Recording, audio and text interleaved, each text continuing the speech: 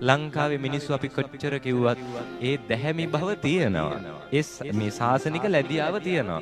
දැන් ඔය විශේෂයෙන් තරුණ අය, පිරිමි අය වාහනයක එහෙම යනකොට පන්සලක් එහෙම ඉස්සරහින් වාහනේ යනකොට මොකෝ වෙන්නේ? ඉබේම අර සීට් එකෙන් නැගිටිනවද නැද්ද? ඉබේම සීට් එකෙන් නැගිටිනවා. ඇයි ඒ? මං කියන්නේ මොකටදනේ? ඒ අනුන්ට පේන්න නෙවෙයි. එහෙම අපේ දහමට ලැබියාවක් පන්සල් ආව නැත සමහර විටනේ. බණ ඇහුව නැත. ධර්මයත් එක්ක ඉස්සරහට යන්න හිතේ ලැබියාව තියෙන බහුතරයක් අපේ ඉන්නවා. මං එයාලටයි මේ යෝජනා. මොකද ධර්මය හරියට තේරුම් ගත්ත. මේ බණ අහන නිතර බණ අහන අය ඔය හාමුදුරුවෝ නෙවෙයි කවුරු වැරදි කරත් ඔබ ධර්මය අතාරිනවද? හරියට අල්ලගත්ත කෙනා අතාරින්නේ නැහැ. හැබැයි මේක අල්ලගෙන ආපු පිරිසක් ඉන්නවනේ නේ.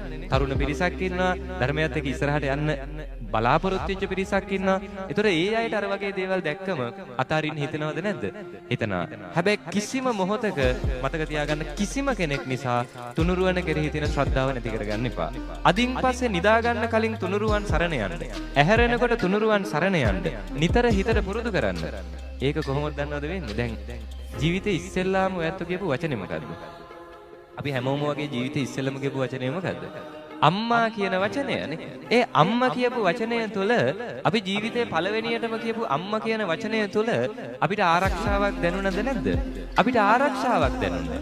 අපිට ඒ වචනය තුළ හැඟීමක් දැනුණා. ඒ වචනය තුළ අම්මා කියන සංකල්පය තුළ ඕනෙම කරදරයකදී අපිත් එක්ක ඉඳී කියන සංකල්පය අපේ හිතට පුරුදුනාද නැද්ද? පුරුදුනා. ඒකේ ප්‍රතිඵලයක් විදිහට අම්මා සමහර විට අද ළඟ හිටියා හෝ නැත කකුල පැටලලා වැටෙන්න ගියත් මොකෝ කියවෙන්නේ? අම්මේ කියලා කියවෙනවද නැද්ද? කියවෙනවා. තේරෙනවද ඒ ස්වභාවය? නේ? පොඩි කාලේ නම් හිතට පුරුදුනා මගේ ආරක්ෂාවට මගේ අම්මා ඉන්නවා කියන එක.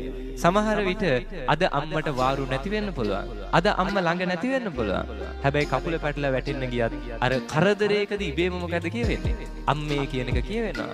තුනුරුවන් සරණ යන එක අන්න ඒ වගේ. අද නිවැරදිව තුනුරුවන් සරණ යන්න, අද හරි ශ්‍රද්ධාවෙන් තුනුරුවන් සරණ යන්න කවදම හරි දවසක ඔබත් මමත් බුද්ධ කාලෙක උපදින එකක් නැද්ද? අනිවාර්යෙන් උපදිනවා. මේ බණ පදය අහන ඔබ, මේ ධර්මය කනට වැටෙන ඔබ මතක තියාගන්න ලක්ෂ සංඛ්‍යාත කල්ප ගණන් අබුද්දස්ස කාල ලෝකේ තියෙද්දි, බුද්ධ ශූන්‍ය කාල මේ ලෝකේ තියෙද්දි ඇයි ඔබ මම ගෞතම බුද්ධ ශාසනයක ඉපදුනේ? මේ නිකන් ඉපදුනා නෙවෙයි. සසරේ පින් කරපු නිසා, සසරේ ධර්මය හොයපු නිසායි අද ගෞතම බුද්ධ ශාසනයක ඉපදුනේ. ඒ නිසායි ඔබ මේ බණ ටික අහන්නේ. ඒ නිසායි මේ කාලෙක ඉපදිලා මම මෙතන ඇවිල්ලා මේ බණ කියන්නේ. සසරේ අපි පින් කරලා තියෙන නිසා. එහෙව් පින් කරපු අපි මෙහෙම ධර්ම එකතු කරගන්න අපි. ඔයත් හිතනවද බුද්ධ කාලෙක උපදින එකක් නැහැ කියලා? අනිවාර්යෙන් උපදිනවා.